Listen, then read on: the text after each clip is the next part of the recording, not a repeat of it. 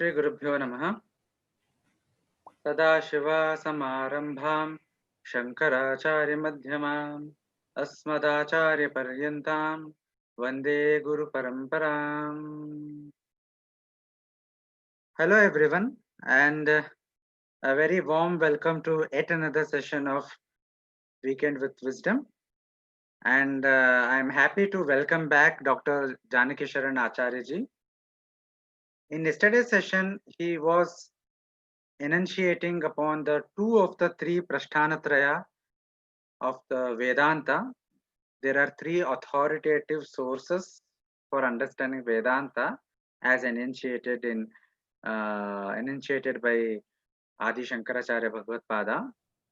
There is Shruti Prasthana in the form of Upanishads, Smriti Prasthana in the form of Bhagavad Gita, and Yukti Prasthana in the form of Brahma Sutra. Yesterday, Dr. Janaki Sharan Acharya ji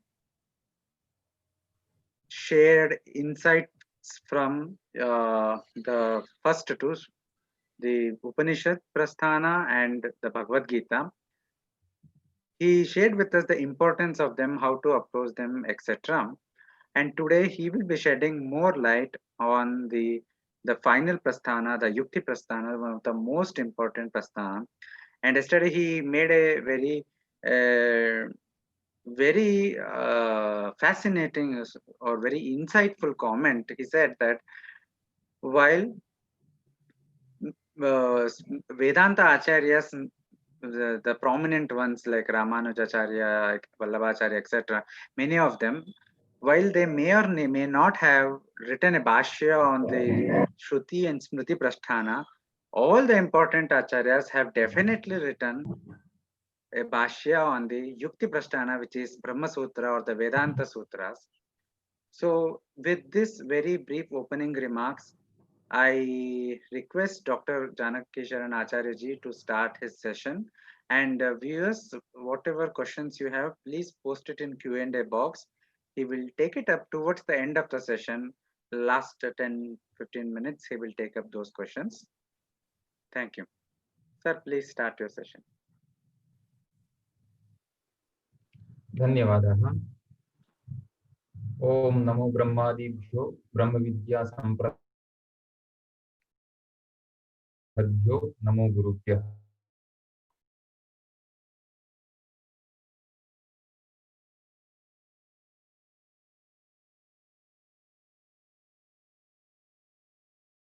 इंद्रमथास्य शिष्यं श्री शंकराचार्य मथास्य पद्मपादं च हस्तामलकं च शिष्यं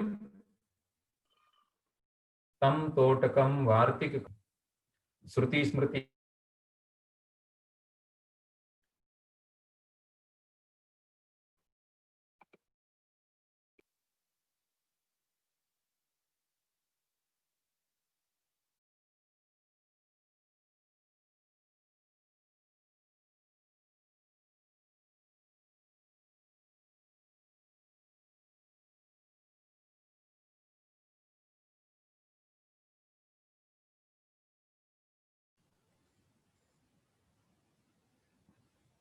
Yes, I think there seems to be some internet problem at his end. Please bear with us.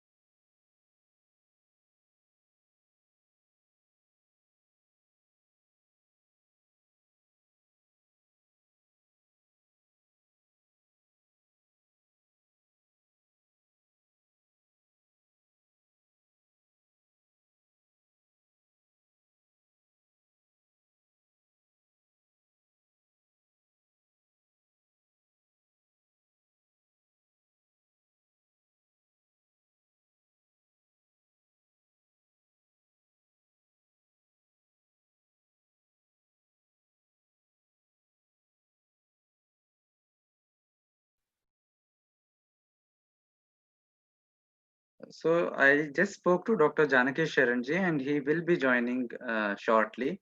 There seems to be some technical issue on his side. So he'll be joining with us in 2-3 minutes. Please bear with us.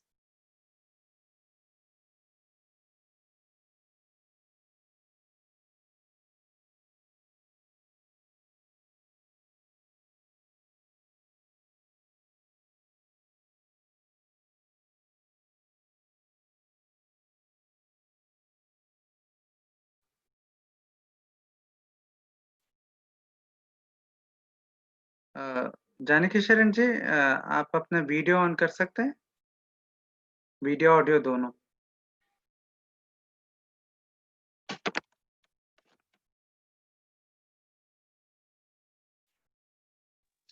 हाँ, नमस्ते sir. हाँ, आपका audio तो सुनाई दे रहा है, video नहीं है। Okay, okay. I think there is a technical issue. Just a minute. Yeah.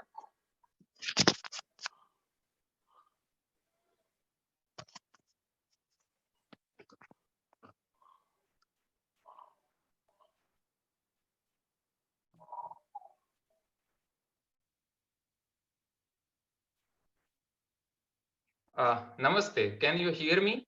Yes, yes, we can hear you, and we can see you also. Yeah. Okay, okay. Uh, uh, Sorry for this internet disconnectivity and Yeah, it's shall I start? yes, yes, please go ahead, sir. Yeah. Okay okay. पुनः एक वारं सर्वेषां स्वागतम। तो कल हमने ब्रह्मसूत्र ये जो ब्रह्मसूत्र हैं उनके आलोक में, यानी ब्रह्मसूत्रों का जो वेदांत दर्शन के जो 3 आधारभूत स्तंभ हैं, श्रुति, स्मृति और न्याय प्रस्थान, इन तीनों के बारे में थोड़ा हमने परिचय प्राप्त किया था और श्रुति और स्मृति प्रस्थान के बारे में थोड़ी चर्चा की थी। आज हम ब्रह्मसूत्र जो प्रस्थान है, युक्ति प्रस्थान, इसके बारे में विशद रूप से चर्चा करते हैं और अंत में आपके साथ में प्रश्नोत्तर के रूप में भी हम संवाद करेंगे।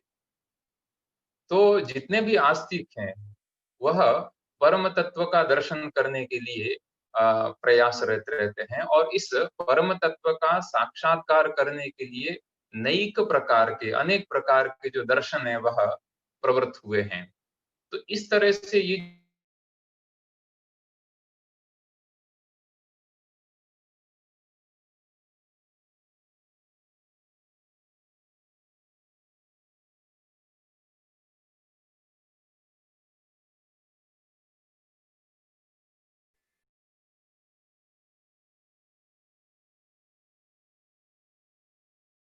का विस्मरण करके वह अलग अलग प्रकार से साधनों का वर्णन करते हैं।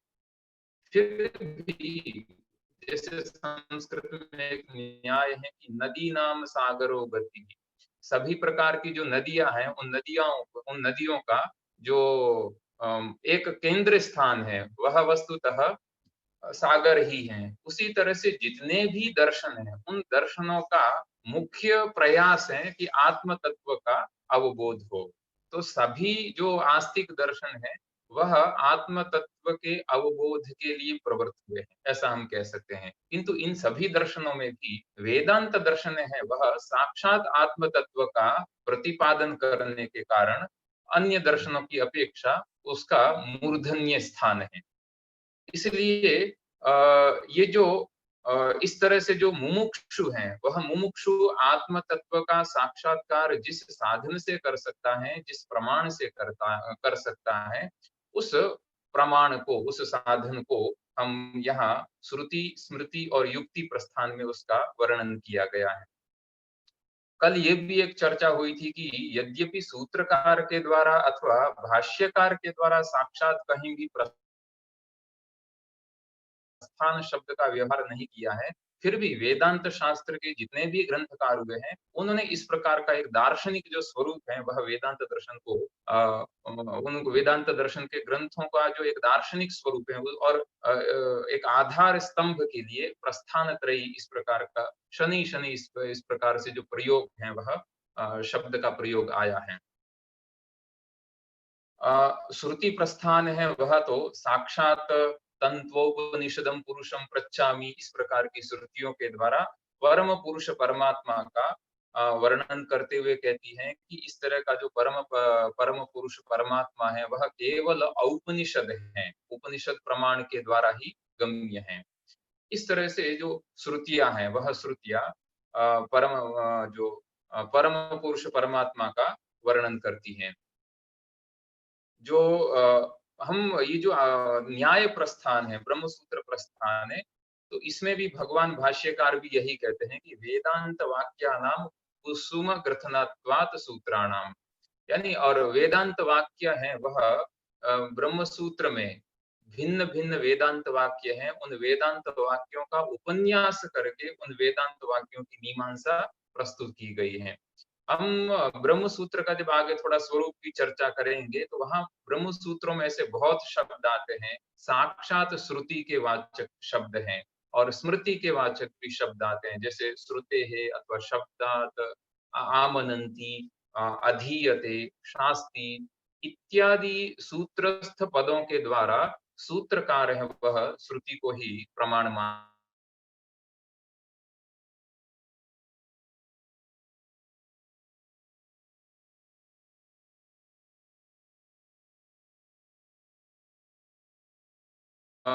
स्मृते स्मरन्ति इत्यादि वाक्यों के द्वारा सूत्रकार है स्मृति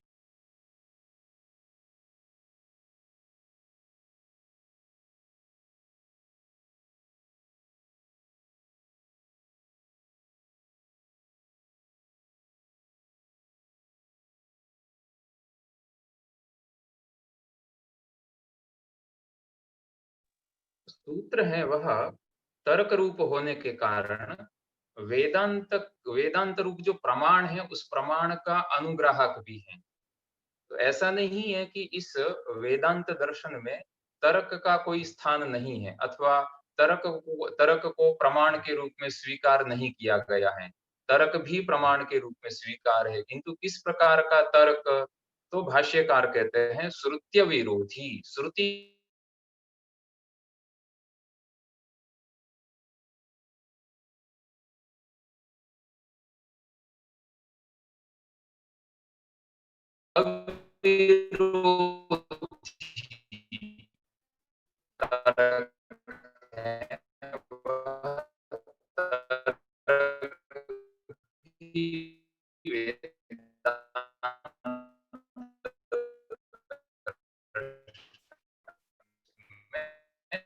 आपका आवाज ठीक से नहीं आ रहा है।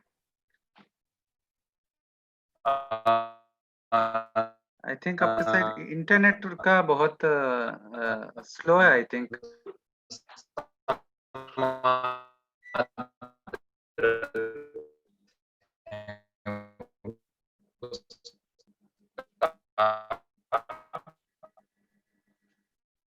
स्वीकार किया गया है।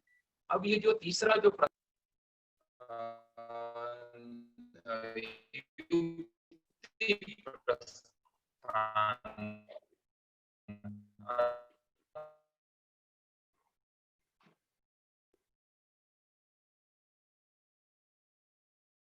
प्रस्थान अथवा न्याय प्रस्थान शब्द के द्वारा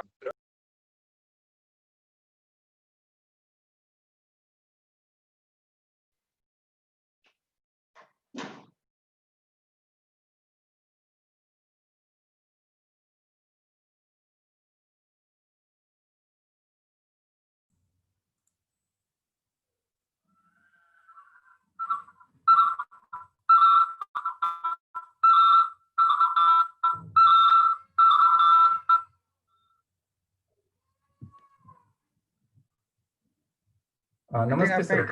हाँ, आपका इंटरनेट में कुछ इश्यूज है लगता है। Maybe can you hear me now? या आपने कुछ चेंज किया क्या इंटरनेट को? नहीं, that is the same as I have used yesterday. अभी आप मुझे सुन पा रहे हैं सर? हाँ, अभी सुन पा रहे। हाँ ओके ओके, हाँ, बहुत खूब। तो इस तरह से जो ब्रह्म सूत्र है वह अत्यंत महत्वपूर्ण ग्रंथ है वेदांत दर्शन में। और वेदांत दर्शन में जो 3 प्रस्थान हैं, उन तीनों प्रस्थानों में से जो युक्ति प्रस्थान है उसका आधारभूत ग्रंथ है ब्रह्म सूत्र। इस ब्रह्म सूत्र के रचयिता श्री वेदव्यास जी हैं, और इस ब्रह्म सूत्र में श्रुतियों के तात्पर्य का निर्णय है, और अद्वितीय ब्रह्म तत्व का निरूपण ब्रह्म सूत्रों में किया गया है। इसलिए ये जो ब्रह्म सूत्र है, ये शैव, शाक्त, सौर, गाणपत्य,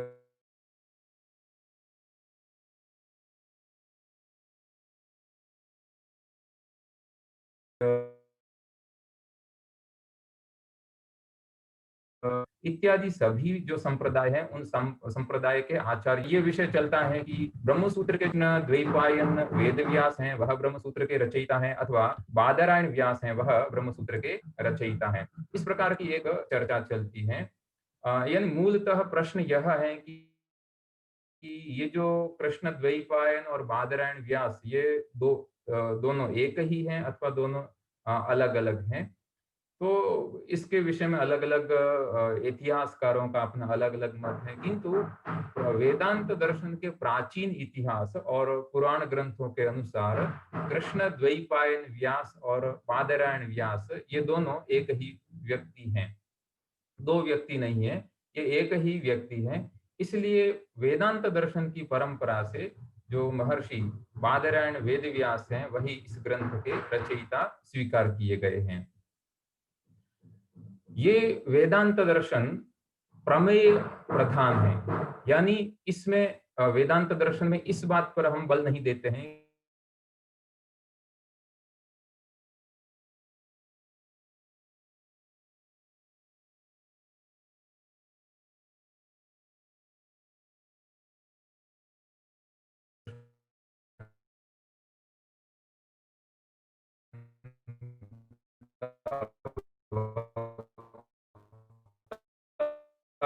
कौन है, इस बात पर भी बल नहीं देते आपका हैं कि आवाज कोई नहीं आ रहा है, बात आपका किस भाषा में, वीडियो किंतु स्टक हो इस गया है।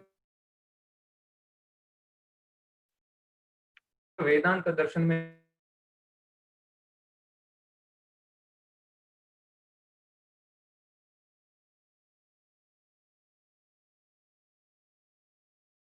आपका आवाज नहीं आ रहा है जानकी शरण जी।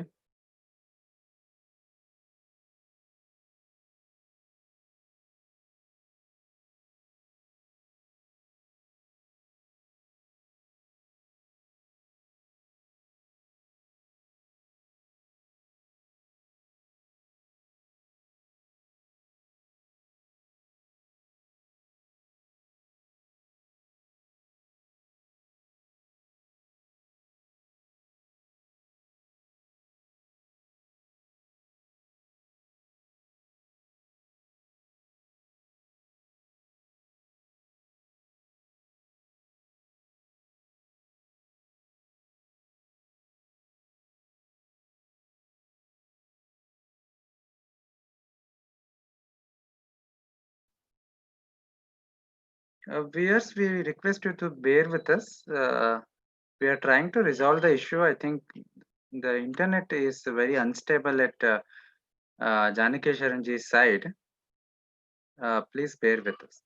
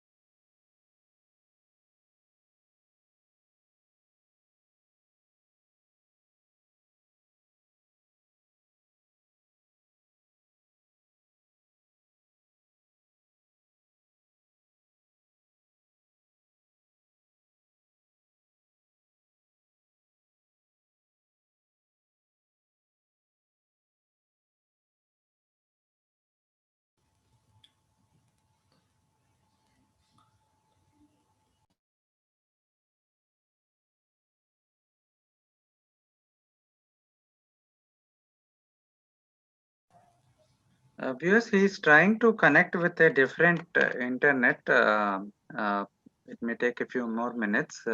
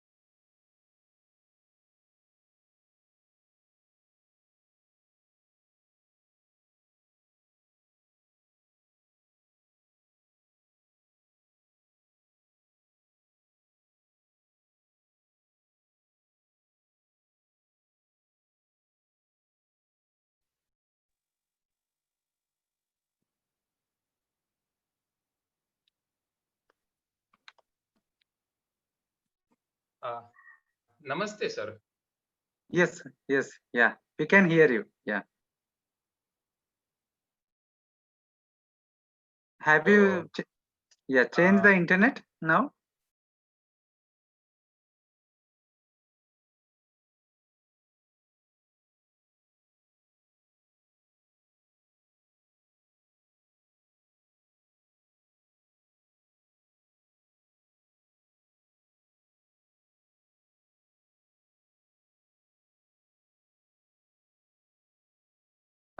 Janaki Sharan ji, are you there?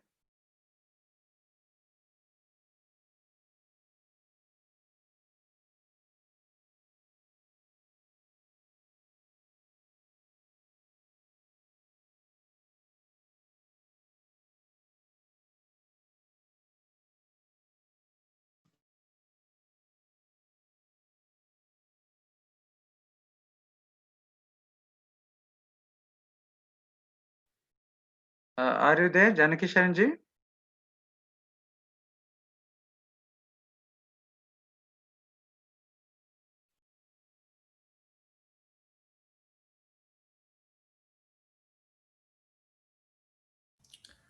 Sir, should I pause the recording? Yeah, okay. Or we can edit it later, but if he's able to come, right? Okay. Okay, sir. Okay. Yeah, yeah.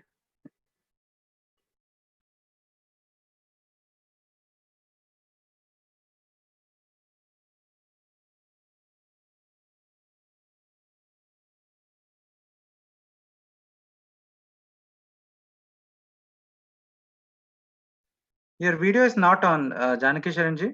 Your video is, audio is not on. Yeah. तो हम इस वेदांत दर्शन में यह देखते हैं कि वह वस्तु है, उस वस्तु में कितनी प्रामाणिकता है, यानी उस तत्व का निरूपण जो किया जा रहा है वह तत्व कितना प्रामाणिक है, यह देखा जाता है वेदांत दर्शन में। और उस तत्व का निरूपण करने वाला वक्ता कौन है, उसकी भाषा क्या है, तो वह प्रधान नहीं है, अपितु तत्व की प्रधानता है। प्रमेय की प्रधानता है, और प्रमेय यानी उस वस्तु की प्रधानता से वेदांत दर्शन में तत्व का या सिद्धांत का निर्णय करते हैं। अतः ब्रह्म विचार के लिए ब्रह्म सूत्र का रचयिता है वह कोई एक है अथवा दो हैं, महर्षि बादरायण व्यास हैं अथवा महर्षि वेद व्यास हैं, अथवा दोनों एक हैं या दोनों अलग अलग हैं, इस बात से हमें कोई फर्क नहीं पड़ता है। तो ब्रह्म सूत्र की महत्ता का सूचक एक तथ्य यह भी है कि जितने भी वैदिक वेदांत दर्शन के प्रमुख आचार्य हुए हैं अलग अलग संप्रदायों में, उन सभी आचार्यों ने वेदांत दर्शन के ऊपर अपनी भाष्य, अपनी टीकाएं, अपनी अपनी व्याख्याएं लिखी हैं। जो अद्वैत वेदांत दर्शन में तो भगवत पाद शंकराचार्य का शारीरक मीमांसा भाष्य अत्यंत प्रसिद्ध है। वैष्णवों में भी भगवान रामानुजाचार्य के द्वारा रचित रामानुज भाष्य, और जो वल्लभ वेदांत में वल्लभाचार्य कृत भाष्य, निम्बारकाचार्य कृत भाष्य, मध्वाचार्य कृत भाष्य अत्यंत प्रसिद्ध है। चैतन्य महाप्रभु के संप्रदाय में भी श्री बलदेव विद्याभूषण जी की टीका भी अत्यंत प्रसिद्ध है। वेदांत दर्शन के जो अवांतर कालिक जो संप्रदाय हैं, जैसे रामानंद संप्रदाय इत्यादि, उनमें भी भगवान रामानुजाचार्य के द्वारा रचित आनंद भाष्य इत्यादि प्रसिद्ध हैं। भगवान शंकराचार्य जी का शारीरक भाष्य तो अत्यंत सुप्रसिद्ध है ही, और इस शारीरक भाष्य के ऊपर लगभग 50 के करीब टीकाएं प्राप्त होती है। भाष्य के ऊपर और कोई व्याख्या और कोई वृत्ति, इस तरह से जैसे शंकर भाष्य के ऊपर भामती, भामती के ऊपर कल्पतरु, कल्पतरु के ऊपर परिमल इत्यादि अनेक प्रकार की व्याख्याएं प्राप्त होती हैं। उसी तरह से जो टीका है उस फिर रत्न प्रभा, न्याय निर्णय, पंचपादिका इत्यादि टीका प्राप्त होती है। यानी आशय यह है कि जितने भी आस्तिक दर्शन है, उन आस्तिक दर्शनों में ये जो ब्रह्म सूत्र है अत्यंत समाद्रत और वेदांत दर्शन का एक प्रामाणिक आधारभूत ग्रंथ है। ये जो न्याय प्रस्थान में अंतर्भूत ब्रह्म सूत्र है, इनकी शैली पर और शैली और स्वरूप पर भी हम थोड़ा विचार करते हैं। तो इस ग्रंथ की जो शैली है वह सूत्र शैली है, यानी ग्रंथ है वह सूत्र के रूप में लिखा गया है। जैसे श्रुति प्रस्थान में जो वाक्य है वह मंत्र के रूप में प्रसिद्ध है। वो मंत्र गद्यात्मक भी है और पद्यात्मक भी है। तो सूत्र है वह मंत्र, जो श्रुति प्रस्थान है वह मंत्र के रूप में उपलब्ध होता है। स्मृति प्रस्थान जो भगवत गीता, पुराण, महाभारत इत्यादि हैं वह पद्य के रूप में प्राप्त होते हैं, और एक तरह से महाकाव्य, काव्य के स्वरूप में प्राप्त होते हैं। किंतु जो ब्रह्म सूत्र है वह ब्रह्म सूत्र सूत्र शैली में लिखा गया है। इसके विषय में हम ऐसा कह सकते हैं कि जैसे एक माला में अनेक प्रकार की अलग अलग प्रकार की मणियां होती हैं, किंतु उन सभी मणियों में जो अनुस्यूत जो सूत्र होता है, जो धागा होता है, वही उस माला की उपयोगिता में सहायक होता है। उसी तरह से अनेक श्रुति मंत्रों को ब्रह्म सूत्र है वह एक उनका समन्वय करके, समन्वित रूप में प्रस्तुत करके उन सभी श्रुति वाक्यों की एक माला बनाकर जो जिज्ञासु है उस जिज्ञासु के उपयोग के लिए वो ब्रह्म विचार के आलंबन के रूप में वह प्रस्तुत कर देता है ब्रह्म सूत्र। सूत्र उसको इसलिए कहा है कि सूचनात सूत्रम, यानी ब्रह्म विषय की सूचना देने के कारण, सूचित करने के कारण इसको हम सूत्र कहते हैं। तो सूत्रम इत्युक्ते सूचकम, है ना। जैसे जो सूत्र है उस सूत्र की जो परिभाषा है वह एक पद्म पुराण का श्लोक है, वो प्रसिद्ध है। उसमें इस तरह से सूत्र की परिभाषा दी गई है कि अल्पाक्षरम असंदिग्धम सारवद विश्वतो मुखम अस्तोभम अनवद्यम च सूत्रम सूत्र विदो विदुः। सूत्र होता है वह अल्पाक्षर होता है, अत्यंत परिमित, अत्यंत सीमित शब्दों के द्वारा भी वह अपनी जो बात है उस बात को कहने का सामर्थ्य रखता है, तो अल्पाक्षर होता है। असंदिग्ध अक्षर है वह अत्यंत कम होते हुए भी अपनी जो बात है उस बात को रखने में उसमें कोई संदेह नहीं होता है, असंदिग्धता से वह अपनी बात रखता है, तो असंदिग्ध भी है। सारवद समग्र विषय का वह सूत्र है वह सार लिए रहता है। जैसे जन्माद्यस्य यतः ब्रह्म सूत्र का जो दूसरा सूत्र है, कोई भी सूत्र ले लें हम, तो वो जन्माद्यस्य यतः की जो ब्रह्म है वह इस जगत का वो उत्पत्ति स्थिति और प्रलय कारण है। तो इतना जो अर्थ है, उस अर्थ को यह एक सूत्र है अपने में सार रूप में समेटे हुए रहता है। और सूत्र है वह विश्वतोमुखम्, अनेक उसकी व्याख्याएं हो सकती हैं। जैसे मुंडे मुंडे मतिर्भिन्ना, ये जो आभाणक है, उस आभाणक के अनुसार जितने भी वेदांत संप्रदाय के जो आचार्य हुए हैं, सभी आचार्यों ने सूत्रों के ऊपर स्वबुद्धि से, अपनी प्रज्ञा से अलग अलग प्रकार की व्याख्याएं की है। सूत्र एक ही है, किंतु उसके ऊपर अपनी अपनी प्रज्ञा के अनुसार विभिन्न आचार्यों ने व्याख्याएं की है। तो सूत्र है वह विश्वतोमुख भी कहा गया और अस्तोभम अनवद्यम च, तो इस तरह का जो सूत्र है, वो सूत्र का लक्षण कहा गया है।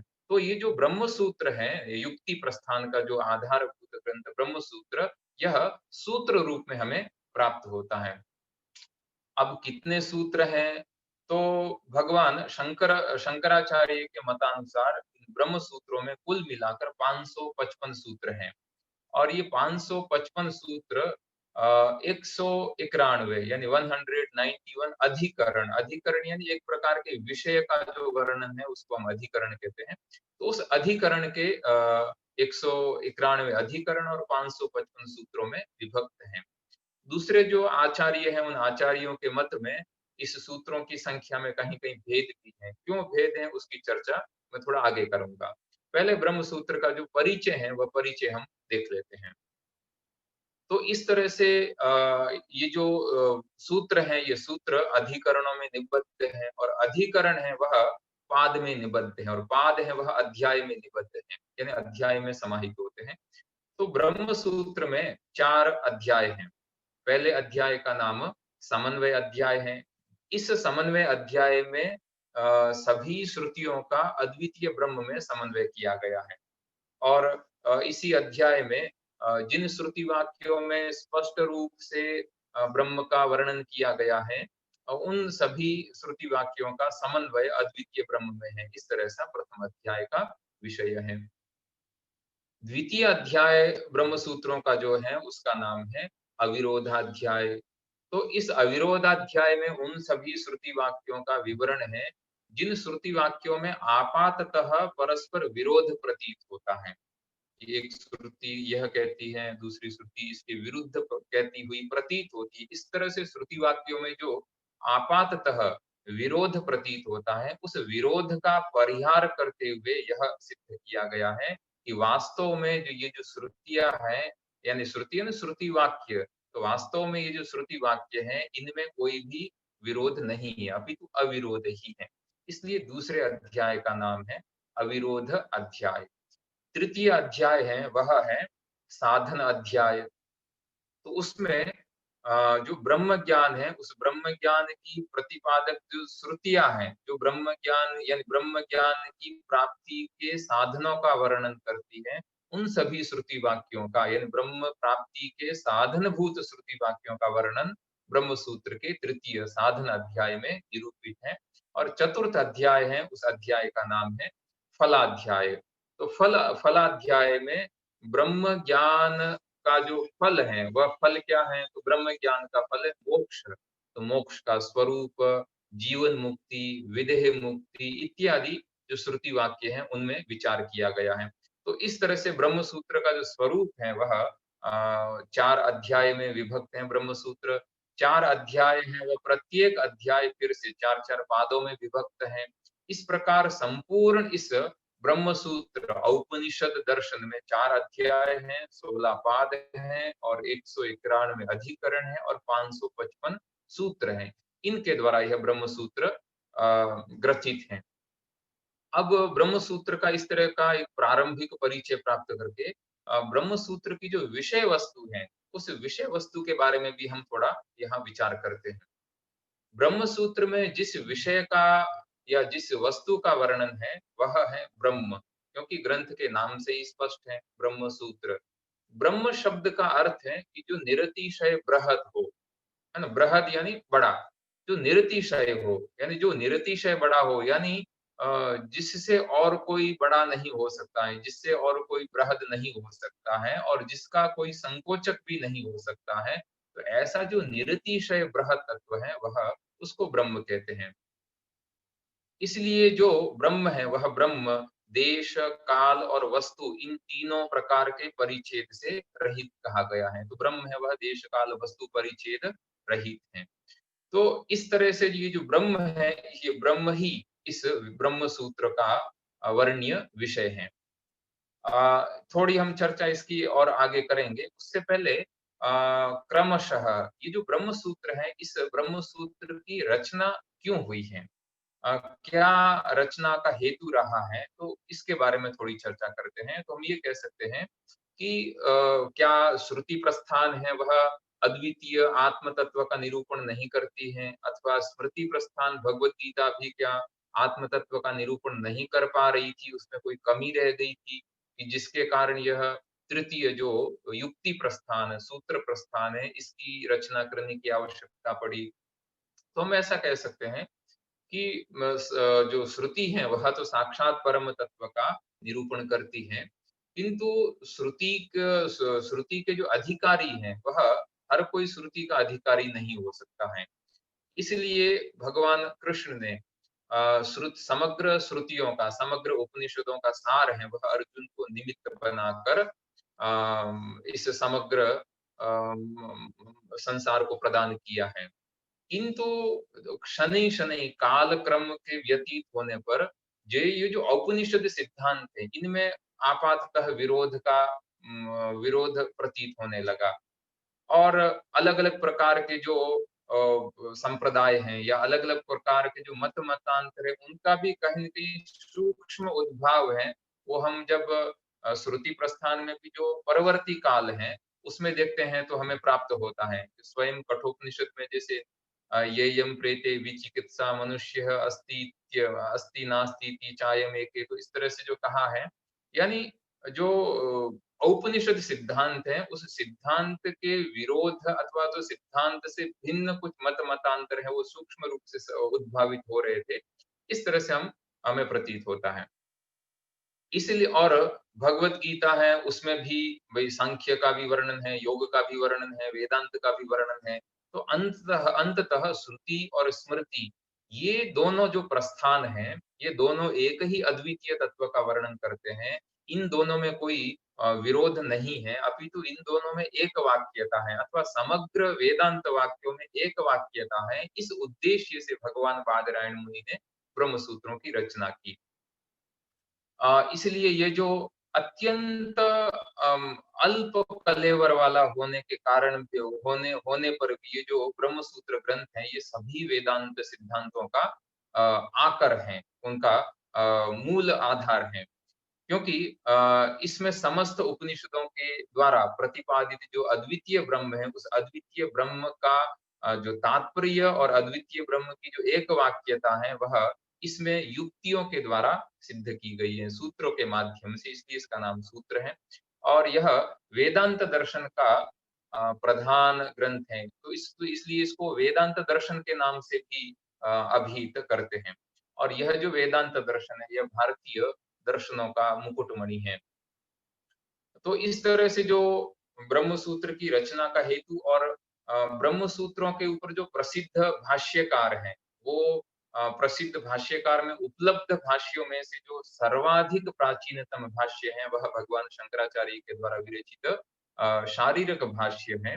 उसके बाद में भास्कराचार्य का भास्कर भाष्य है, रामानुजाचार्य जी का श्री भाष्य है, मध्वाचार्य जी के द्वारा रचित पूर्ण प्रज्ञ भाष्य है, निम्बारकाचार्य जी के द्वारा रचित वेदांत पारिजात भाष्य है, श्रीकंठ आचार्य के द्वारा रचित शैव भाष्य है, वल्लभाचार्य जी के द्वारा रचित अणुभाष्य है, बलदेव विद्याभूषण जी के द्वारा रचित गोविंद भाष्य इत्यादि अनेक भाष्य भी प्राप्त होते हैं।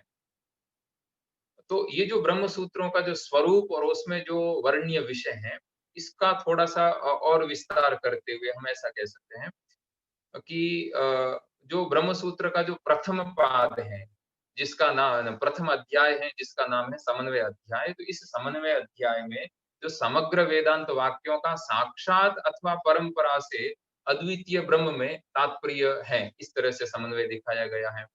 तो इसलिए ये जो प्रथम अध्याय का जो प्रथम पाद है, उस प्रथम पाद के भी जो 4 सूत्र हैं, वह अत्यंत महत्वपूर्ण है। और वेदांत दर्शन में ये जो 4 सूत्र हैं, आरंभ के 4 सूत्र, अथातो ब्रह्म जिज्ञासा, जन्माद्यस्य यतः, शास्त्र योनित्वात् और तत्व समन्वयात्, ये चारों जो सूत्र हैं, ये चतुसूत्री के नाम से प्रसिद्ध हैं। तो एक तरह से यह भी हम कह सकते हैं, और इसके ऊपर जो भगवान शंकराचार्य का जो चतुसूत्री के ऊपर भाष्य, उसमें भी विशिष्य समन्वयाधिकरण जो अंतिम चौथा सूत्र है, उसके ऊपर जो भाष्य है, तो इस भाष्य का अवलोकन करने पर हम कह सकते हैं कि समग्र ब्रह्म सूत्रों, 4 अध्यायों में वर्णित जो ब्रह्म सूत्र हैं, उन ब्रह्म सूत्रों का सार इस 4 सूत्रों के माध्यम से हम प्राप्त कर सकते हैं। जो द्वितीय अध्याय है, जैसे कहा, तो द्वितीय अध्याय का जो नाम है वह अविरोधाध्याय है, तो जिसमें स्मृति और तर्क इत्यादि के द्वारा संभावित श्रुति वाक्यों में परस्पर जो आपाततः विरोध है, विरोध प्रतीत होता है, उस विरोध का परिहार करते हुए ब्रह्म सूत्रकार ने सभी श्रुति और स्मृति वाक्यों का अद्वितीय ब्रह्म में तात्पर्य है, इस प्रकार से अविरोध दिखाया है।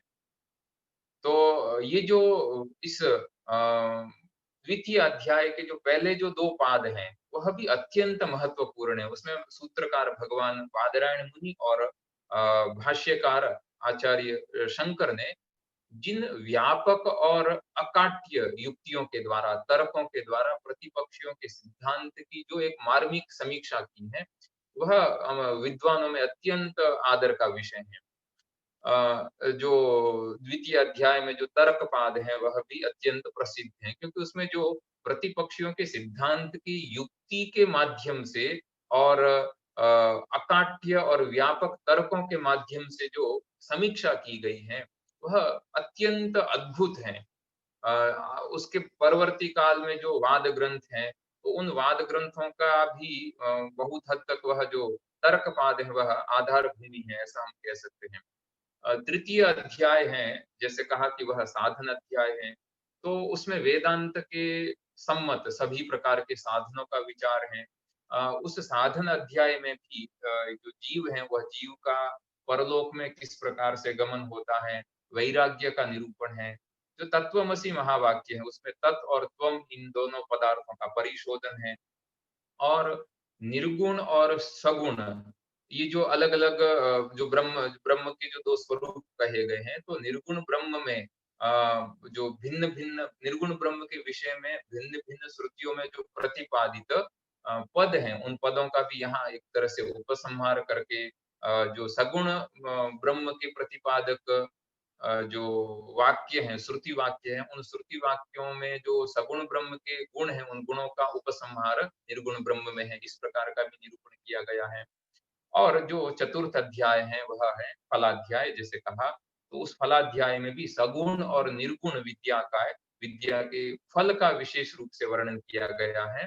और जीवन मुक्ति, विदेह मुक्ति, जीव की उत्क्रांति, पितृयान, देवयान मार्ग, और जो सगुण ब्रह्म है, उस सगुण ब्रह्म के उपासना का जो फल है, उसका भी क्या तारतम्य है, इन सभी विषयों का वहां वर्णन किया गया है। ये जो सूत्र प्रस्थान है, युक्ति प्रस्थान है, इसका जो मूलभूत ग्रंथ ब्रह्म सूत्र, इसको उत्तर मीमांसा भी कहते हैं। उत्तर मीमांसा कहने का तात्पर्य यह है कि महर्षि जैमिनी के द्वारा प्रणीत वेद है, उस वेद के 2 भाग हैं, एक पूर्व भाग और दूसरा है उत्तर भाग। तो पूर्व मीमांसा है, वह वेद के पूर्व भाग में कर्म कांड का प्रतिपादन करती है, और वेद के उत्तर कांड में ज्ञान का प्रतिपादन किया गया है। तो पूर्व भाग है वेद का, जो कर्म का प्रतिपादन करता है, तो कर्म का प्रतिपादन करने वाली मीमांसा को पूर्व मीमांसा कहा गया है। और वो वेद का जो उत्तर भाग है, जिसमें ज्ञान का प्रतिपादन किया है, तो ज्ञान कांड का प्रतिपादक होने के कारण वेदांत ब्रह्म सूत्र को उत्तर मीमांसा भी कहते हैं। पूर्व और उत्तर एक ही मीमांसा, पूर्व और उत्तर इस तरह से 2 भागों में विभक्त हैं। ये जो पूर्व मीमांसा और उत्तर मीमांसा यह दोनों वस्तुतः एक ही है अथवा दो अलग-अलग मीमांसा है, इसके बारे में भी अलग-अलग आचार्यों के मत हैं। विशिष्टाद्वैत वेदांत में जो भगवान रामानुजाचार्य हैं, वह ऐसा कहते हैं कि वस्तुतः मीमांसा एक ही है। वह षोडश लक्षणी यानी अध्याय, 16 अध्याय वाली मीमांसा है। 12 अध्याय है वह कर्म मीमांसा के और 4 अध्याय है वह ब्रह्म मीमांसा, और उन दोनों में अंगांगी भाव हैं, शेषी भाव हैं, इस तरह का वो निरूपण करते हैं। किंतु भगवत्पाद शंकराचार्य इस शारीरक भाष्य में आरंभ में ही कहते हैं कि ये जो पूर्व मीमांसा यानी कर्म का प्रतिपादन करने वाली जो पूर्व मीमांसा है, वह और उत्तर मीमांसा ज्ञान का प्रतिपादन करने वाली उत्तर मीमांसा, इन दोनों में वस्तुतः अंगांगी भाव नहीं है कि पूर्व मीमांसा का अध्ययन किए बिना अगर हम ब्रह्म मीमांसा का अध्ययन करेंगे, उत्तर मीमांसा का अध्ययन करेंगे तो फल की प्राप्ति नहीं होगी, ऐसा नहीं है। जो भी साधन चतुष्टय संपन्न अधिकारी हैं, वह अधिकारी ब्रह्म का विचार कर सकता है। तो इसलिए ये जो मीमांसा है, इसमें उत्तरत्व और अंतिमत्व यही है कि यही है। इसलिए भगवत गीता में भी हम एक भगवान श्री कृष्ण का ये जो वाक्य हमें प्राप्त होता है कि यद ज्ञात्वा नेह भूयोन्यद ज्ञातव्यम अवशिष्यते, यानी जिसको जान लेने पर कुछ भी अन्य शेष जानना नहीं रह जाता है, यानी उस ज्ञातव्य की समाप्ति हो जाती है और उसके साथ में जो कर्तव्य है, कर्म है, उसकी भी समाप्ति हो जाती है। अथवा तस्य कार्यम न विद्यते, यानी जो ब्रह्मज्ञानी है, ब्रह्मविद है, वह कृतकृत्य और धन्य हो जाता है। तो इस तरह से ये जो वेद का उत्तर भाग यानी अंतिम भाग है, उपनिषद, श्रुति, तो इन श्रुतियों की मीमांसा करने के कारण इसको हम उत्तर मीमांसा कहते हैं। और इस उत्तर मीमांसा को जान लेने के पश्चात और कुछ शेष नहीं रह जाता है। ये जो उत्तर मीमांसा में उत्तर यानी बाद वाला भाग, और मीमांसा शब्द का अर्थ होता है विचार। किस प्रकार का विचार? तो कहते हैं पूजित विचार, जो श्रेष्ठ विचार है। तो विचार श्रेष्ठ कैसे होता है? तो हम जो आत्म तत्व का निरूपण जब हम विचार करते हैं, तो उस आत्म तत्व के विचार से श्रेष्ठ और कोई विचार नहीं हो सकता है, क्योंकि आत्म तत्व का जो विचार है वह परम निश्रेयस मोक्ष की प्राप्ति करवाता है, इसलिए वह अत्यंत पूजित विचार कहा गया है। तो इसलिए इसको जो उत्तर मीमांसा है वह भी अत्यंत मीमांसा यानी पूजित विचार है। तो अत्यंत श्रेष्ठ विचार होने के कारण इसको उत्तर मीमांसा भी कहा है।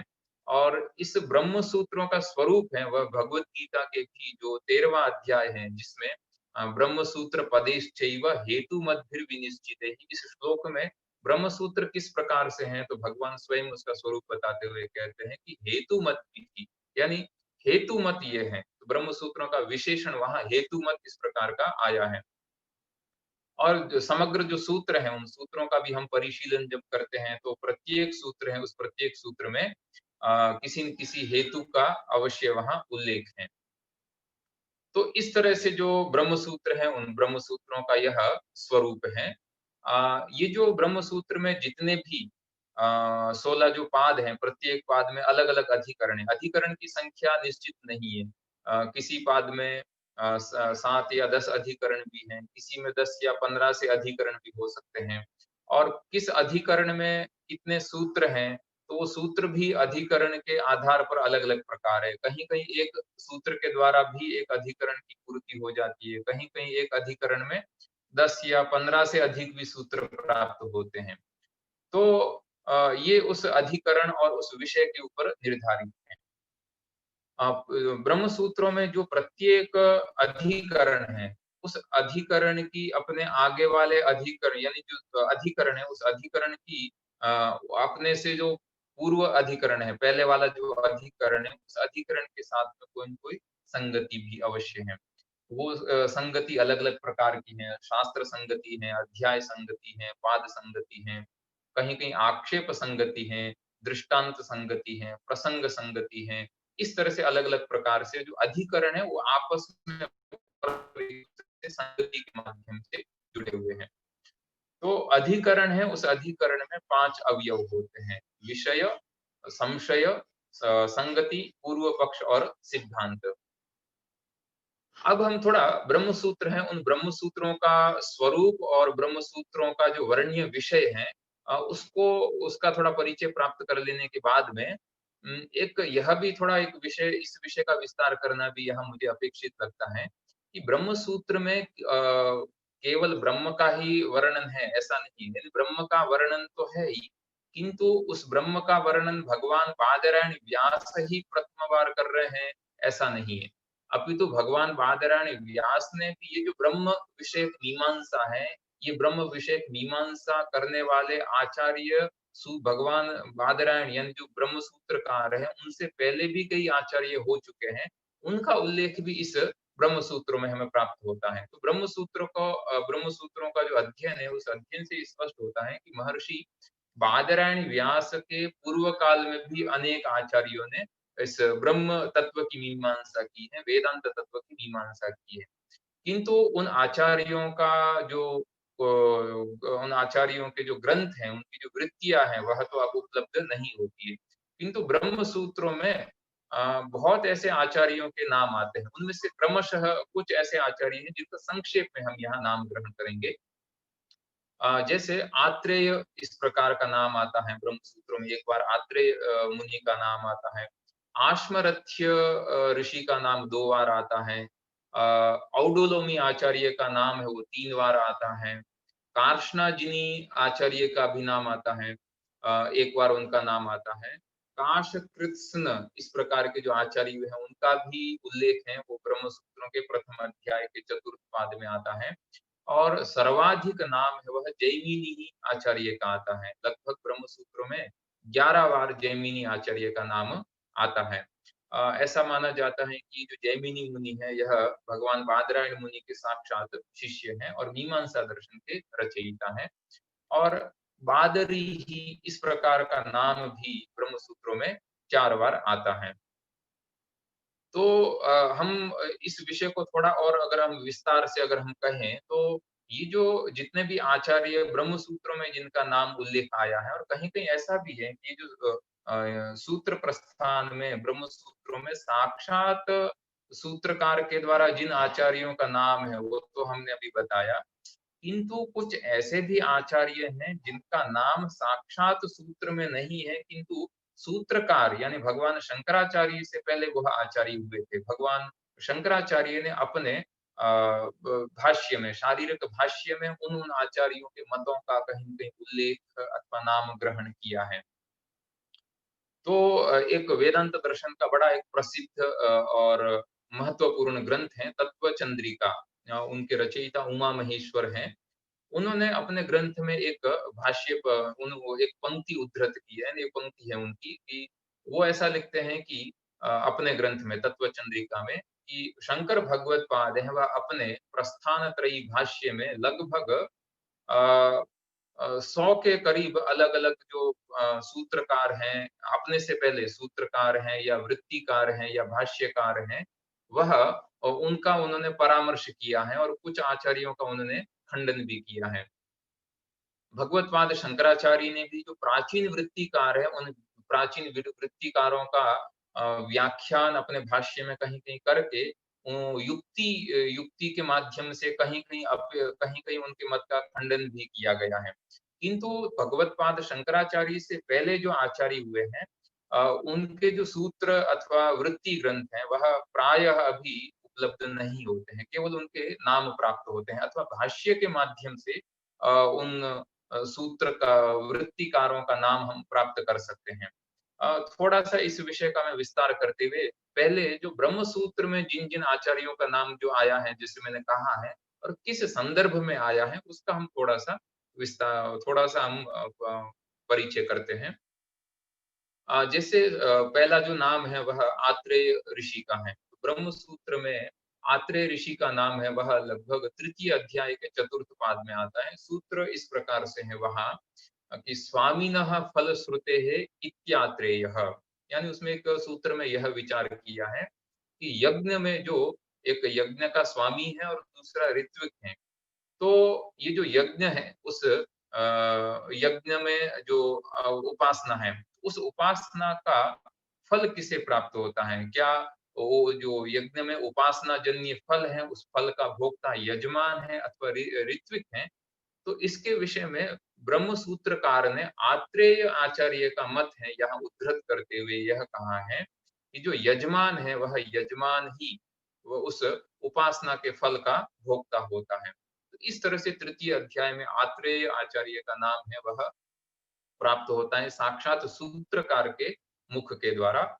किंतु आत्रेय ऋषि का जो वेदांत ग्रंथ क्या है वह तो हमें कोई प्राप्त नहीं होता है, किंतु उनका मत क्या है वह उनके मत का जो एक अंश है वह सूत्रकार ने अपने सूत्र में उनको उद्धृत किया है। दूसरे जो आचार्य हैं जिनका नाम ग्रहण किया था आश्मरथ्य, और ब्रह्म सूत्रों में आश्मरथ्य आचार्य का नाम 2 बार हमें प्राप्त होता है। पहला तो वहाँ ऐसा होता है कि सूत्र है अभिव्यक्ते है इति आश्मरथ्यः, प्रथम अध्याय के द्वितीय पाद में ये सूत्र आता है कि जो श्रुतियों में परमेश्वर जो सर्वव्यापक अनंत परमेश्वर का कहीं-कहीं किसी प्रदेश विशेष में इसका जो वर्णन किया गया है, तो वह वर्णन क्यों है? तो उसमें आश्मरथ्य आचार्य के मत का वर्णन करते हुए वहाँ सूत्रकार हैं, वह कहते हैं आश्मरथ्य आचार्य का मत है कि जो अभिव्यक्ति के लिए यानी सर्वव्यापक परमेश्वर की भी अभिव्यक्ति जिन प्रदेशों में, जिन स्थान में हो सकती है, इसलिए उस परमेश्वर को प्रदेशों में जो स्थान विशेष में प्राप्त जो उपलब्ध्यमान जो परमात्मा है, उस परमात्मा को प्रादेश मात्र कहा गया है। ऐसा आश्मरथ्य आचार्य का मत है, वह सूत्रकार ने बताया। और इन्हीं आश्मरथ्य आचार्य का मत एक प्रथम अध्याय के ही चतुर्थ पाद में भी एक सूत्र के नाम से दोबारा ग्रहण किया है। तो प्रतिज्ञा सिद्धेः लिंगम आश्मरथ्य, इस प्रकार का एक सूत्र है। उस सूत्र के द्वारा वहाँ आश्मरथ्य आचार्य के मत का वर्णन किया गया है। तृतीय जो आचार्य हैं जिनका नाम सूत्रकार ने स्वयं ग्रहण किया है, उन आचार्य का नाम है औडुलोमी। और इन औडुलोमी आचार्य का नाम भगवान सूत्रकार ने ब्रह्म सूत्रों में लगभग 3 बार इनका उल्लेख किया है। एक तो प्रथम अध्याय में किया है कि उत्क्रमिष्यत एवं भावात् इति औडुलोमी, इस सूत्र में किया है। दूसरा तृतीय अध्याय में आर्तिज्वम औडुलोमी ही तस्मै ही परितीयते, इस प्रकार का एक सूत्र है, उसमें वर्णन किया है। और तीसरी बार वर्णन है वह चतुर्थ अध्याय में प्राप्त होता है।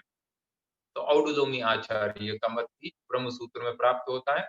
और उसके ऊपर जो भगवत पाद शंकर का जो भाष्य है, भाष्य के ऊपर टीका है, उन टीका के द्वारा भी हम औडुलोमी आचार्य का जो मत है वह वेदांत सूत्र में एक इस तरह से प्राप्त होता है कि सांसारिक दशा में जीव है वह जीव और ब्रह्म ये दोनों भिन्न हैं।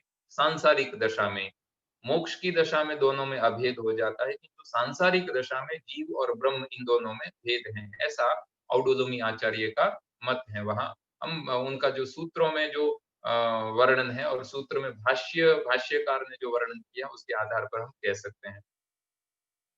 अगले जो आचार्य हैं वह है काशकृत्स्न। ब्रह्म सूत्रों में उनका नाम आता है। एक सूत्र प्रथम अध्याय में ही है कि अवस्थिते है इति काशकृत्स्नः, यहाँ उनका जो नाम ग्रहण करते हुए उनके मत का उद्धरण ब्रह्म सूत्रकार ने दिया है वहाँ। और ऐसा कहा जाता है कि यह जो काशकृत्स्न आचार्य है यह पूर्व मीमांसा दर्शन के भी बड़े अच्छे आचार्य हैं। महाभाष्यकार पतंजलि ने भी इन काशकृत्स्न आचार्य का उल्लेख अपने महाभाष्य में किया है और उनको पूर्व और उत्तर इन दोनों मीमांसा के आचार्य के रूप में उनका स्मरण किया है।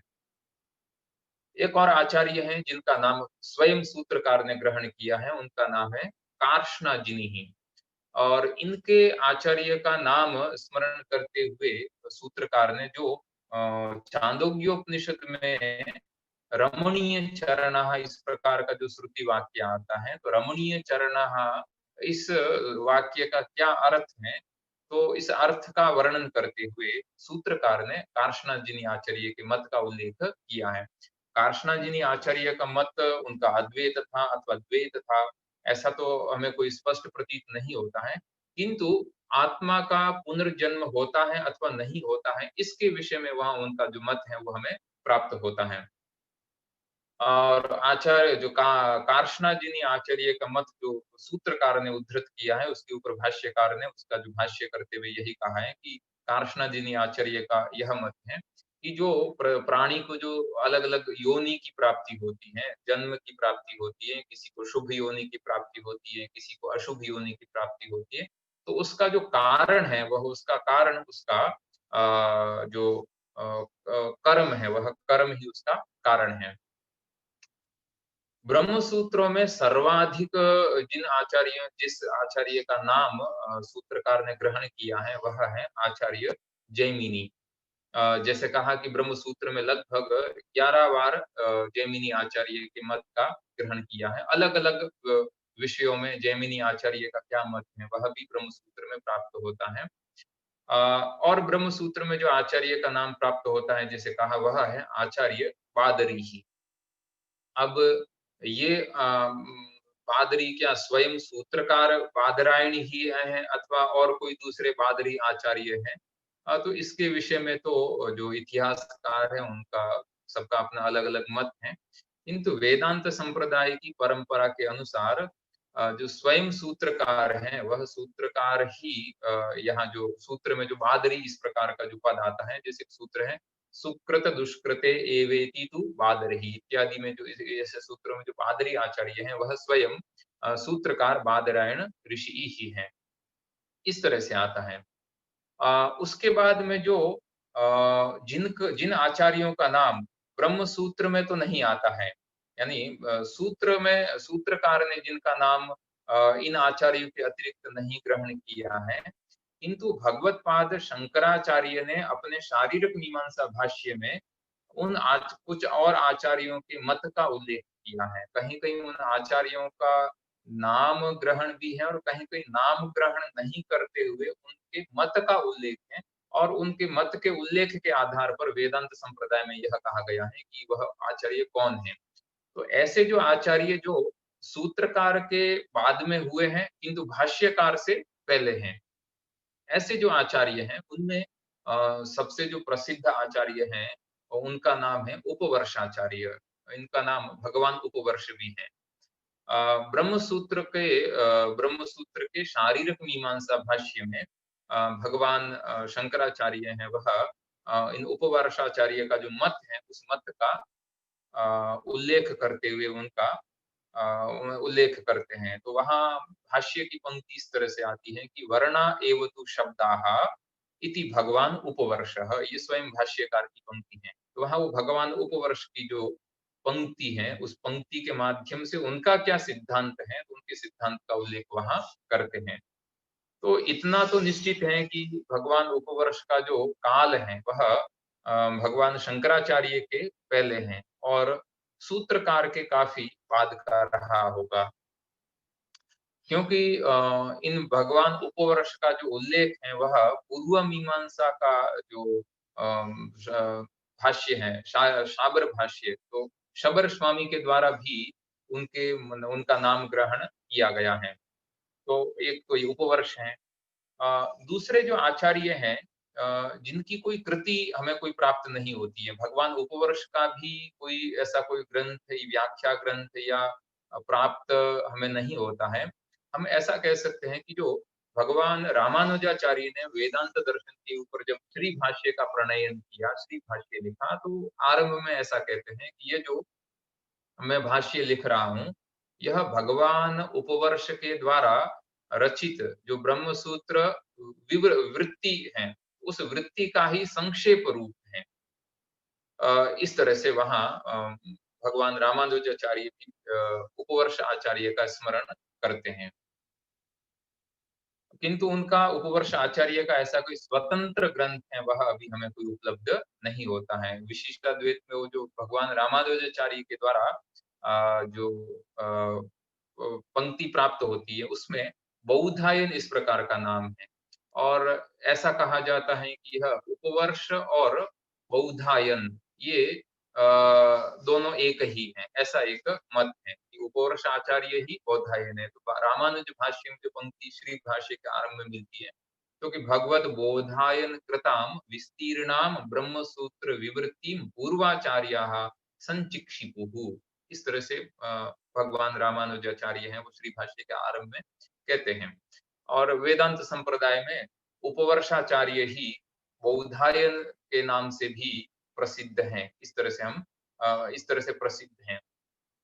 दूसरे जो वेदांत दर्शन के आचार्य हैं, भगवत पाद शंकराचार्य के प्राचीन हैं, उनका नाम प्राप्त होता है। नाम तो साक्षात भाष्य में उनका प्राप्त नहीं होता है, किंतु भाष्य में 3 पद्य प्राप्त होते हैं। समन्वयाधिकरण के अंत में 3 पद्य हमें प्राप्त होते हैं, जिसमें भगवान शंकराचार्य इस तरह से वहाँ पद्यों का उदाहरण देते हुए 3 श्लोकों का उदाहरण देते हैं। 3 श्लोक इस प्रकार से वहाँ है कि गौण मिथ्यात्मनो सत्वे पुत्र देहादि बाधनात् सद ब्रह्मात्मा मित्येवं बोधे कार्यम कथम भवेत्। अन्वेष्टव्यमात्म विज्ञानात् प्राक् प्रमातृत्वात्मनः अन्विष्टः स्यात् प्रमातैव पाप्म दोषादि वर्जितः। देहात्म प्रत्ययो यद्वत् प्रमाणत्वेन कल्पितः लौकिकं तद्वदेवेवं प्रमाणं त्वात्म निश्चयात्। इस तरह से वहाँ ये 3 जो श्लोक हैं, 3 पद्य हैं, इन 3 पद्यों का उदाहरण भगवान भाष्यकार ने, शंकराचार्य ने अपने समन्वयाधिकरण के अंत में कहा है।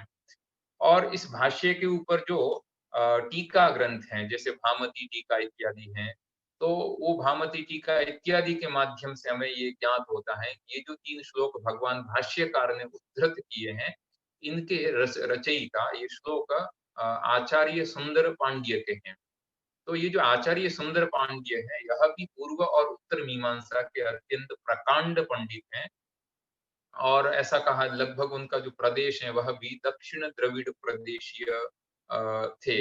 और उनका जो काल है वह लगभग हम जो 6th सेंचुरी BC इस तरह का लगभग इतिहासकार है वह वर्णित करते हैं। ये जो 3 जो श्लोक 3 जो पद्य यहाँ भगवान भाष्यकार ने जो प्रस्तुत किए हैं, उसके ऊपर टीका करते हुए जो ब्रह्म सूत्रों के ऊपर एक ऊपर अत्यंत प्रसिद्ध जो टीका है, भामती टीका, वाचस्पति मिश्र जी के द्वारा रचित, तो वो इस तरह से कहते हैं कि ये श्लोक किसके हैं, तो वहां उनकी भाष्य भामतीकार की पंक्ति है कि अत्रैव ब्रह्म विदाम गाथाम उदाहरति। इस तरह से तो ये जो आचार्य सुंदर पांड्य हैं, यह भी वेदांत दर्शन के भगवत पाद शंकराचार्य के प्राचीन के आचार्य हैं, जिनके मत का उल्लेख भगवत पाद शंकराचार्य ने भाष्य में किया है। उसी तरह से द्रविड़ाचार्य यह भी जो आचार्य हैं, उन आचार्य का भी उन आचार्य के मत का उल्लेख है वो भगवत पाद शंकराचार्य ने बृहदारण्यक उपनिषद के भाष्य में साक्षात नाम से तो नहीं किया है, किंतु अत्र ही संप्रदाय विदः आख्यायिकां संप्रचक्षते इत्यादि भाष्य वाक्य आता है। उस भाष्य वाक्य के ऊपर जो वार्तिक और टीका ग्रंथ है, उन टीका ग्रंथों के आधार पर हम कह सकते हैं कि ये जो संप्रदाय विद जो आचार्य है, यह द्रविड़ाचार्य आचार्य है।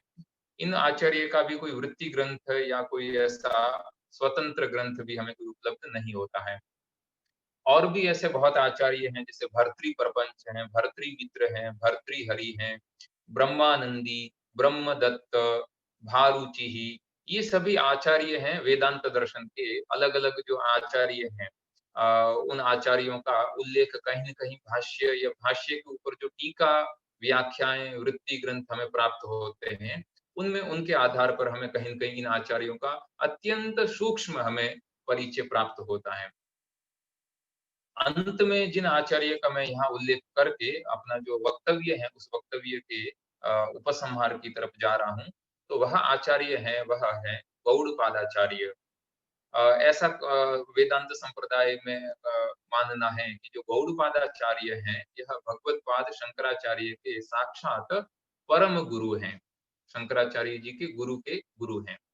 और आचार्य जो भगवत पाद शंकराचार्य हैं, वह गौड़पाद आचार्य के द्वारा निर्मित जो मांडूक्य कारिका है, उस मांडूक्य कारिका का मांडूक्य कारिका का अपने भाष्य में उल्लेख करते हुए यह कहते हैं कि यह जो गौड़पादाचार्य हैं, यह मेरे परम गुरु हैं। तो इस तरह से वहां आता है कि यस्तम पूज्याभि पूज्यम परम गुरुम अमुम, है ना, अमुम पाद पातेर नतोस्मि, इस प्रकार के पद्य के द्वारा गौड़पादाचार्य का स्मरण भगवत पाद शंकराचार्य अपने परम गुरु के रूप में करते हैं।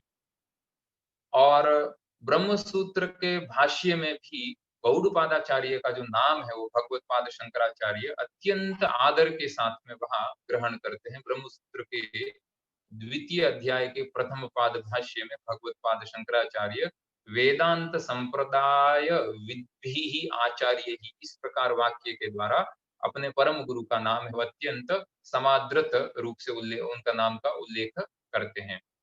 और जो हमारी जो वेदांत संप्रदाय में जो आचार्य की जो परंपरा है, नारायणम पद्म भवम वशिष्ठम इत्यादि की, उसमें भी जो गौड़पादा आचार्य है, उन गौड़पादा आचार्य का नाम ग्रहण होता है।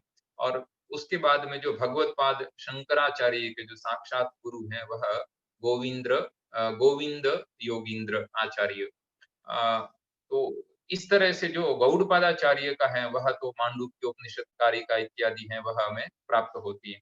तो इस तरह से ये जो ब्रह्म सूत्र हैं, इस ब्रह्म सूत्रों का यह जो स्वरूप और ब्रह्म सूत्रों में जिन आचार्यों का वर्णन किया गया है, उन आचार्यों का संक्षेप में हमने थोड़ा संक्षेप में परिचय प्राप्त किया। एक और विषय है कि ब्रह्म सूत्र है, उनके स्वरूप में ब्रह्म सूत्र है वह मीमांसक दृष्टि से भी लिखे हैं, यानी ब्रह्म सूत्रों में श्रुति वाक्यों की मीमांसा की गई है और अत्यंत संक्षेप रूप में की गई है। जिससे हम पहला ही जो सूत्र है अथा तो ब्रह्म जिज्ञासा, वह अगर सूत्र हम लेते हैं तो वहां भी अथा तो ब्रह्म जिज्ञासा इतना ही सूत्र कहा गया है, यानी अथा तो जगत कारण जिज्ञासा अथवा इस तरह से कोई सूत्र नहीं किया गया है। यानी अथा तो ब्रह्म जिज्ञासा, इस सूत्र के द्वारा ही यह सूत्रकार ने यह स्पष्ट कर दिया है कि ये जो वेदांत दर्शन है यह अन्य दर्शनों की भांति, है ना, स्वतंत्र रूप से जगत के कारण की जिज्ञासा में प्रवृत्त नहीं है, अपितु श्रुतियों ने जिस जगत कारण ब्रह्म का निरूपण जिस रूप में किया है, उस ब्रह्म तत्व की जिज्ञासा श्रुतियों में जिस प्रकार से वर्णित है, उन्हीं श्रुति वाक्यों के स्वरूप का विचार यहाँ किया गया है।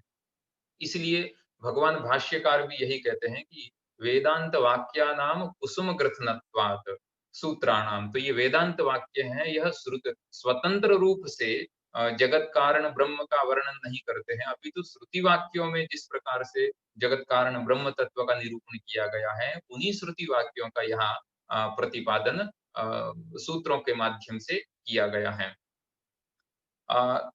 दूसरा ये है कि जो ब्रह्म सूत्र हैं उनकी रचना का एक यह भी हेतु रहा है कि यद्यपि ब्रह्म सूत्र यद्यपि मुख्यतः इस तरह से विचारात्मक हैं, श्रुति वाक्यों के मीमांसात्मक ये सूत्र हैं, फिर भी इनका जो दार्शनिक स्वरूप है, यह दार्शनिक स्वरूप भी हमें वहां प्रकट होता है। क्योंकि वेदांत का जो सिद्धांत है, वेदांत दर्शन को एक समग्र दर्शन के रूप में वर्णित करना, कि जिसमें पूर्व पक्ष के द्वारा जो प्राप्त जो आक्षेप है, उन सभी आक्षेपों का, उन सभी शंकाओं का समाधान करके हुए अपने सिद्धांत को परिपुष्ट करना, तो उसके लिए जो सूत्र है वह सूत्र नितांत ही उपादेय है।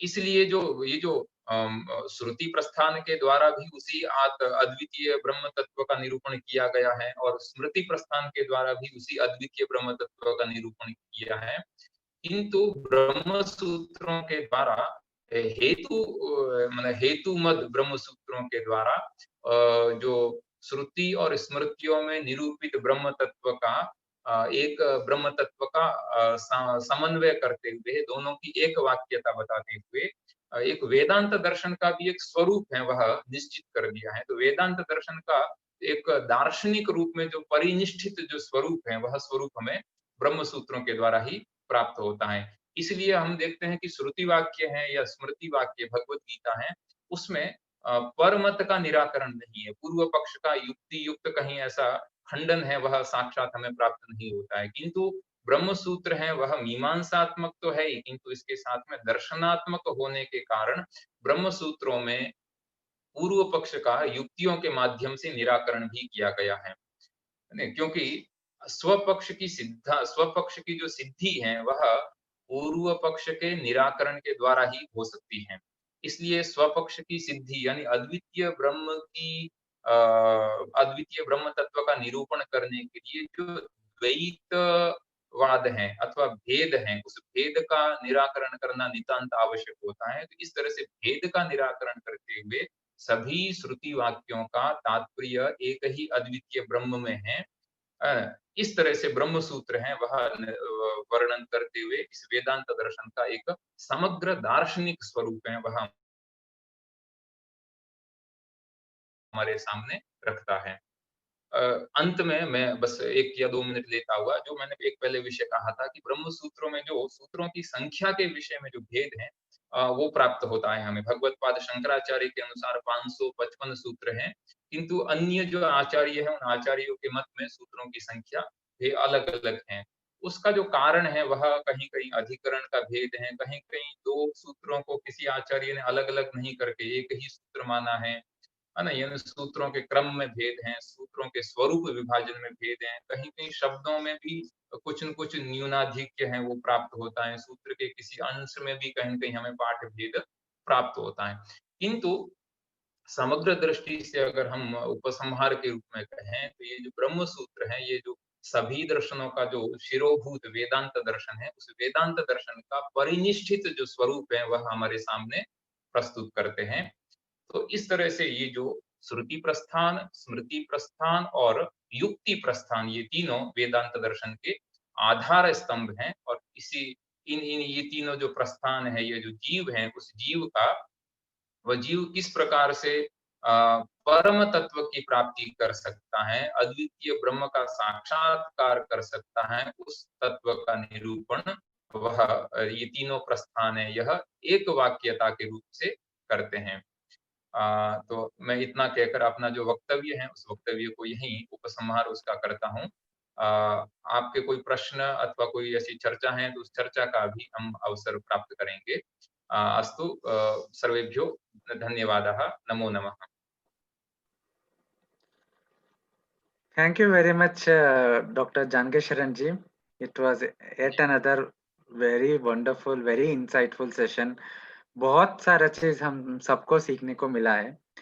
तो एक प्रश्न अभी हम आया है व्यूअर्स, अभी आप प्लीज अपने प्रश्न भेजिए, please send your questions on Q&A box. एक प्रश्न ये आया है कि क्या नास्तिक दर्शन होते हुए भी बौद्ध दर्शन व अद्वैत वेदांत के सिद्धांतों में कोई साम्य प्रतीत होता है? I think the context is, I mean, it is the one of the critiques of Shankara is on Advaita is that he's a Prachanna Bauddha. I think that is one of the criticism. So I think it would be great if you can shed light on this, the similarities and differences between the Bauddha Darshana and Advaita Vedanta Darshana. Yes, that I'm trying to that elaborate this topic. मैं थोड़ा प्रयास करता हूँ जितना मैं इस विषय में जानता हूँ। हाँ, एक ये बड़ा प्रश्न है कि जो भगवान शंकराचार्य हैं, उनको प्रच्छन्न बौद्ध कहा गया है।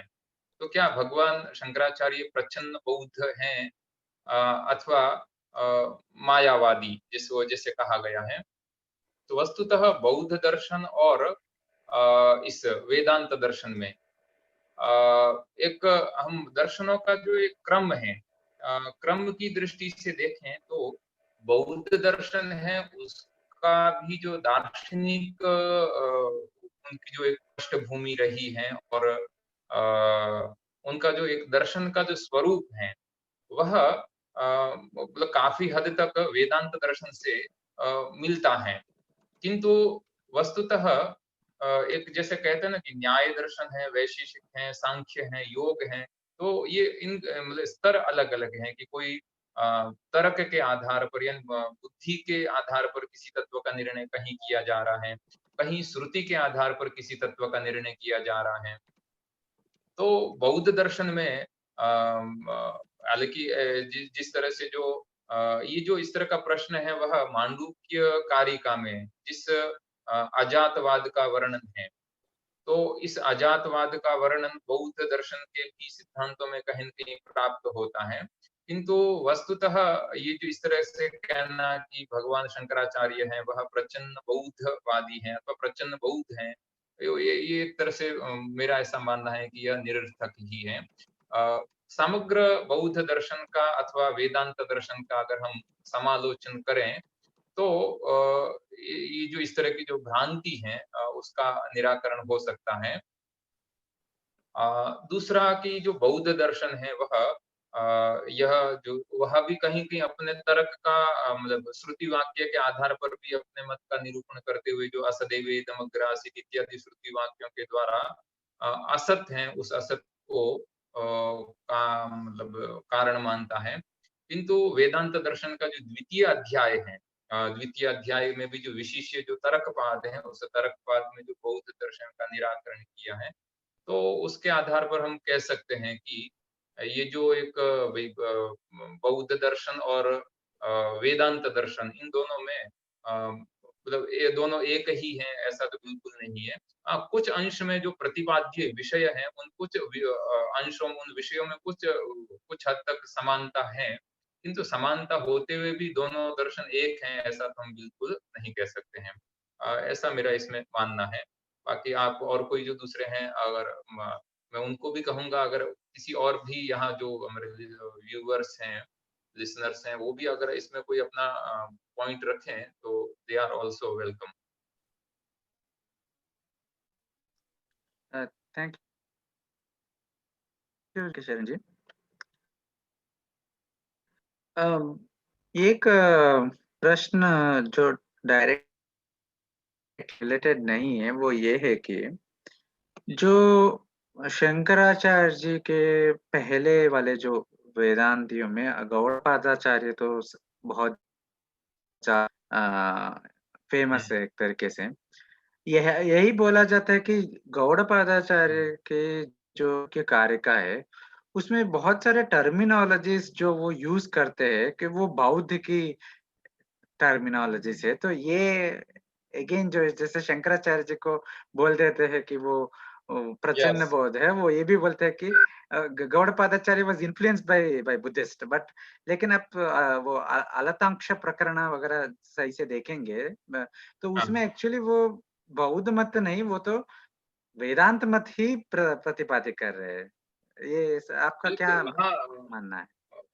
हाँ, वेदांत मत का ये वस्तुतः क्या है कि कहीं-कहीं इस तरह से जो शब्द हैं, उस शब्द के साम्य के द्वारा अगर हम यह कहें कि भगवत्पाद गौड़पादाचार्य का जो मांडुक्य कारिका इत्यादि उनमें जिन शब्दों का प्रयोग है, वो बौद्ध दर्शन में प्रयुक्त शब्दों का प्रयोग है। तो सिर्फ शब्दों में साम्य होने के कारण उन दोनों में समानता है अथवा बौद्ध दर्शन से उन शब्दों को गौड़पादाचार्य ने स्वीकार किया है। इस तरह का मानना तो कोई प्रामाणिक नहीं है, क्योंकि शब्द समान होते हुए भी अर्थ है, उस अर्थ विशेष में भेद देखने को हमें मिलता है। क्योंकि जो वेदांत दर्शन है, तो वेदांत दर्शन में ब्रह्म है उसको परमार्थ सत्य मानते हैं, इसलिए वेदांत दर्शन को मानने वाले ब्रह्मवादी कहे जाते हैं। बौद्धादि हैं वह तो ब्रह्म को शून्य ही मानते हैं, यानी वो शून्य ही परमार्थ है उनके लिए। तो इस तरह से वे ब्रह्मवादी नहीं कहे जा सकते हैं। दूसरा ये है कि वस्तुतः अ मतलब शब्द हैं, उन शब्दों के साम्य के आधार पर जो वेदांत दर्शन है, वह वेदांत दर्शन में बौद्ध दर्शन के शब्द हैं, उनका प्रयोग है। इस तरह से एक मानना एक तरह से कल्पना ही कहा जा सकता है, प्रामाणिक नहीं कहा जा सकता है। कुछ जो ऐसे पूर्व पक्षी हैं वो इस तरह का एक उनका वाक्य बड़ा प्रसिद्ध है कि मायावादम असत शास्त्रम प्रचन्नम बौद्धम उच्यते, यानी कि मायावाद है वह सत्शास्त्र नहीं है। मायावाद यानी वेदांतवाद जिसमें माया तत्व का वर्णन किया है और इसमें सच्चे शास्त्रों का प्रतिपादन नहीं है, इसलिए यह एक प्रकार से छिपा हुआ बौद्ध मत है। तो ऐसा जो मानने वाले हैं, वस्तुतः यहाँ हमें ये समझना चाहिए कि माया को परमार्थ सत्य मानना मायावाद अथवा माया को मिथ्या मानना मायावाद नहीं है।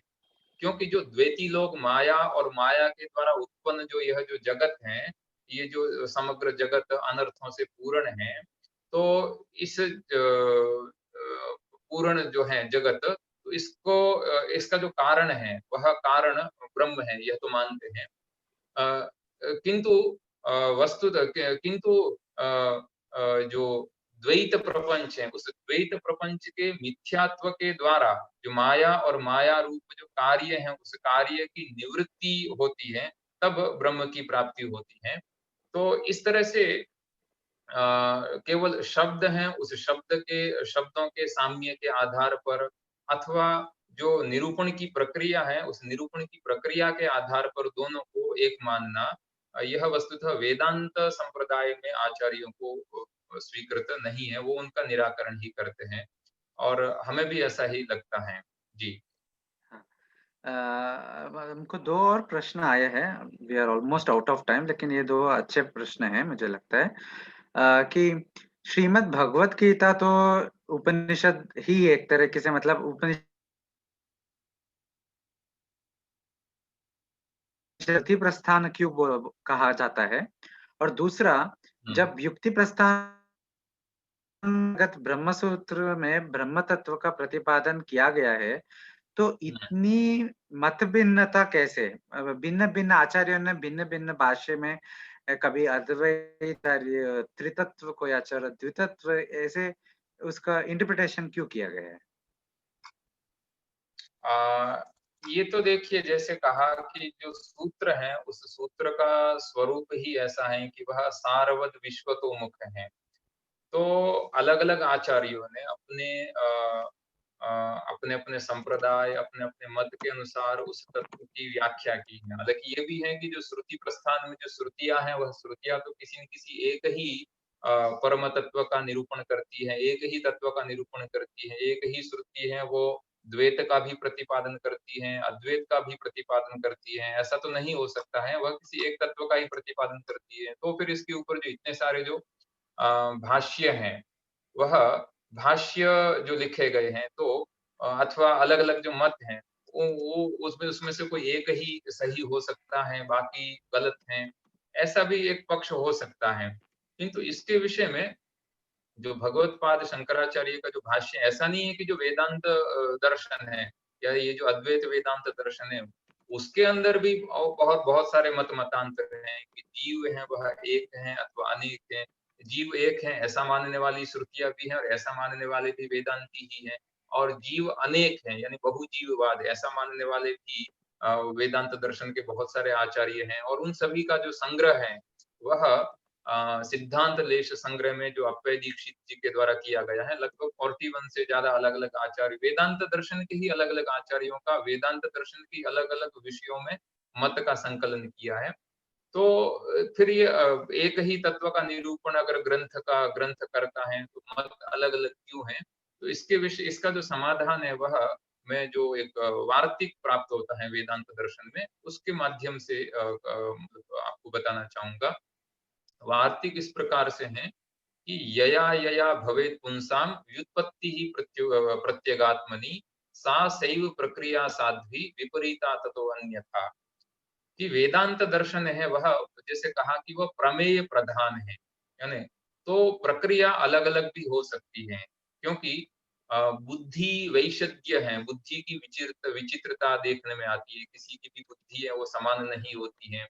और जो उपदेश का श्रवण करने वाले अधिकारी हैं, वेदांत दर्शन के जो अधिकारी हैं, वह भी सभी समान ही स्तर वाली बुद्धि के हैं, ऐसा भी कोई जरूरी नहीं। तो इसलिए वार्तिककार ने कहा है कि जो भी प्रक्रिया, जो भी दर्शन अगर उस आत्म तत्व की प्राप्ति करवाता है, तो उसकी जो भी प्रक्रिया है वह सही है। किंतु किसी दर्शन की प्रक्रिया कितनी भी अच्छी क्यों नहीं हो, कितनी भी युक्तियों, प्रमाणों के द्वारा पुष्ट भली क्यों न हो, किंतु वह अगर उस प्रत्यगात्म तत्व की उपलब्धि, उसका अनुभव नहीं करवाता है, तो उसकी प्रक्रिया वह ठीक नहीं है, वह असाधु उसकी प्रक्रिया है। तो इस तरह से जो अलग-अलग प्रकार की जो बुद्धि वैचित्र्य हैं, अधिकारी भेद हैं, उसके आधार पर अलग-अलग प्रकार के जो संप्रदाय हैं, वेदांत दर्शन के भी संप्रदाय हैं और स्वयं अद्वैत वेदांत दर्शन के अंदर भी इस तरह से संप्रदाय जो एक जीववाद, बहुजीववाद और उसमें भी जो भामतीकार हैं, उनका भामती प्रस्थान एक अलग ही प्रस्थान आ गया। वेदांत दर्शन के अनुसार उसके अंदर भी भामती प्रस्थान, विवरण प्रस्थान ये सभी प्राप्त होते हैं। किंतु समग्र इस तरह का भेद होते हुए भी वस्तुतः सभी प्रस्थान मुख्य उसी एक ही अद्वितीय तत्व का निरूपण करते हैं। उस अद्वितीय तत्व की प्राप्ति जिस किसी भी प्रस्थान या संप्रदाय से होती है, तो भगवत्पाद मतलब वार्तिककार के मत के अनुसार वह सभी प्रक्रियाएं वह सही ही हैं। तो इस तरह से हम ये जो प्रश्न है इसका समाधान हम कर सकते हैं। जी। बहुत धन्यवाद जानकी शरण जी। इससे इसके साथ हम आज के एपिसोड का एंड में आ गए हैं, पहुंच गए हैं।